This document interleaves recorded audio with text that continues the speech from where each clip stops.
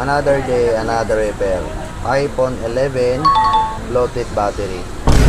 Umangat na po yung LCD. So, tanongin din si ma'am kung ano nangyari dito. So, ayan si ma'am. Hello ma'am. Ano po ba nangyari dito ma'am? Bakit lumobo yung battery? Ginagamit ko po kasi siya ng naka-charge. Then, Then napansin ko po, nung papalitan ko yung case, nakaawang na po yun. Hindi ko na siya ginamit kasi yun guys, natakot umangat na na po kasi ako. guys yung LCD. So, saan niyo pa po kami ma'am nakita ma'am? Po. Saan niyo kami nakita ma'am? Yung shop namin? Sa ano po, TikTok po. Yun, no? Sa TikTok daw, guys. So, ito na, guys. Yan, no? Umangat na po yung battery.